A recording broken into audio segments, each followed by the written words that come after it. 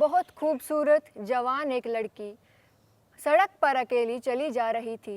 फ़कत नाम को उसने पहने थे कपड़े, अजंता की मूरत नज़र आ रही थी।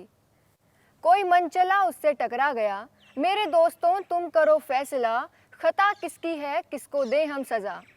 नमस्कार, मेरा नाम है तन्नू और आप सभी का स्वागत है हमारे इस खास कार्यक्रम मुद्दे की बात में। जो बोल मैंने अभी आपको सुनाए वो सन 1980 में आई फिल्म दोस्ताना के हैं, जिसमें अमिताभ बच्चन ने अभिनय किया है। और मैं इसका जवाब देना चाहूँगी कि अगर उस मनचले लड़के ने ऐसी कोई खता करने की कोशिश की या ऐसी कोई खता की तो उसे सज़ा भी दी जाएगी, ऐसा हमारा कानून कहता है। लेकिन इस पर हमारे समाज की क्या मानसिकता है? हमारा समाज आज भी लड़कियों को उनके साथ होने वाली घटनाओं के लिए लड़कियों को ही जिम्मेदार ठहराता है। तो आज इन्हीं मुद्दों पर हम चर्चा करेंगे हमारे प्रतिभागियों के साथ कि किस प्रकार समाज की मानसिकता बलात्कारों के प्रति कैसी है और बॉलीवुड फिल्में इनके लिए किस हद तक जिम्मेदार है। बॉलीवुड फिल्में या भारतीय सिनेमा किस प्रकार स्टॉकिंग को ग्लोरीफाई करता है। आज हमारे साथ जुड़े हैं हिमांशु देसवाल और प्रतीक पाठक, जिनके साथ हम इन मुद्दों पर चर्चा करेंगे।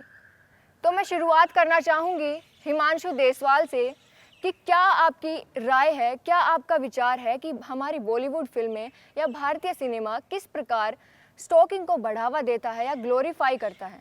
धन्यवाद तनु। मैं अपने विचारों में कुछ कहना चाहूँगा कि जैसे कि हम सबको पता है, आपने बताया कि स्टॉकिंग एक महत्वपूर्ण पार्ट हो गया इंडस्ट्री हमारी इंडस्ट्री में स्टॉकिंग एक तरीके से कैजुअली ली जा रही है। अब हम चाहे वो टॉलीवुड में देखें, बॉलीवुड में देखें या फिर बॉलीवुड में देखें, हर जगह हमें कहीं ना कहीं ऐसा कंटेंट दिख जाएगा कि कोई ना कोई लड़का किसी लड़की के पीछे पड़ा है, वो कैसे ना कैसे करके उसको मनाना चाहता है, पर वो लड़की नहीं मानती, पर वो कोशिश करता ही रहता है और आखिरकार लड़की मान जाती है। ये हम कह सकते हैं एज अ फिक्शन मूवीज़ में रह सकता है, पर जब हम रील और रियल लाइफ को कंपेयर करते हैं तो हम बाहर जाके देखते हैं कि ये केसेस हर जगह नहीं होता। कोई भी लड़की नहीं चाहेगी कि कोई लड़का उसे ज़बरदस्ती उसके साथ ज़बरदस्ती करे या उसे फॉलो करे, तो वो कहीं ना कहीं हमें एक वारदात की ओर ले जाता है। जैसे हम कह लें रेप कल्चर हो रहा है, वायलेंस हो जाता है, डोमेस्टिक वायलेंस। तो कहीं ना कहीं वो हम बता सकते हैं कि हमारी जो इंडस्ट्री है कहीं ना कहीं हमारी यूथ को इस तरह से भड़काने में कहीं एक मेन रोल निभाती है। जैसे कि हम कुछ एग्जांपल ले सकते हैं, सुनिए तो देखिए तो एक्सक्यूज़ मी, ऐसे जो गाने आ चुके हैं हमारे इंडस्ट्री में। एक और गाना बताऊंगा, तू हाँ कर या ना कर, तू है मेरी किरण। किंग खान जो हमारे रोमांस के किंग शाहरुख खान माने जाते हैं, उन्होंने इस गाने में एक्टिंग की है। तो एक तरीके से हमारा मेन स्ट्रीम मीडिया एक इमेज क्रिएट करता है यूथ के आगे, जो नहीं होना चाहिए। तो जैसा कि हिमांशु ने अभी हमें बताया कि किस प्रकार भारतीय सिनेमा या बॉलीवुड की जो फिल्में हैं, उनके गाने हैं या डायलॉग्स भी देखें ऐसे हैं कि जिसमें लड़की का पीछा करना ना हीरोगिरी दिखाया जाता है कि ये एक आम बात है, जिससे हम अपनी रियल लाइफ में प्रेरित होकर ऐसा कदम उठा बैठते हैं और हमें ऐसी लड़कियों के साथ दुर्घटना या ऐसी वारदातों का सुनने को मिलता है। तो अब हम प्रतीक से जानेंगे कि जो बलात्कार जैसी घटनाएं होती हैं या लड़कियों के साथ कुछ भी अत्याचार होता है, शोषण होता है, उसको लेकर हमारे समाज की क्या मानसिकता है, समाज किसे जिम्मेदार ठहराता है। तो प्रतीक पाठक, आप क्या कहना चाहेंगे इस पर? धन्यवाद तनु जी। मेरे हिसाब से अगर हमें रेप के बारे में समझना है, अगर हमें समझना है कि रेप होता क्या और क्यों होता है, तो हमें इसके इतिहास में जाना पड़ेगा, क्योंकि पुराने वक्त से ही महिलाओं के साथ बहुत ही अत्याचार भी हुआ है और उनको बहुत ही नीचे दर्जे से देखा गया है। जैसे कि महिलाओं को हमेशा सबमिसिव समझा गया और डोमिनेंट मेल को समझा गया है। तो ये कल्चर बहुत टाइम से हमारे समाज में चलती आ रही है और आज तक चलती है। तो ये इससे एक नुकसान ये हुआ है कि महिलाओं को उनके फिज़िकल मतलब फ़िज़िकल कैपेबिलिटीज़ पे उनको वो कैसे क्या क्षमताएं उनकी क्या कर सकती हैं उस पे बहुत डाउट किया जा रहा था। इस वजह से कई लोग उनको लाइटली लेने लगे और आज के टाइम पे ये हो गया है कि वुमेन को एक एज ए ऑब्जेक्ट लोग देखने लगे और इसके पीछे कई रीज़न भी हैं कि मेन स्ट्रीम मीडिया में भी कि जैसे आपने हिमांशु जी ने भी बताया कि वुमेन में ऑब्जेक्टिफिकेशन को जो सॉन्ग्स होते हैं मूवीज़ होते हैं उनमें वुमेन ऑब्जेक्टिफिकेशन को बहुत ज़्यादा बढ़ावा दिया गया है और जितने भी आपके मूवीज़ हैं उसमें स्टॉकिंग जैसी मतलब ऐसी चीज़ों को प्रमोट किया गया इन अ वे।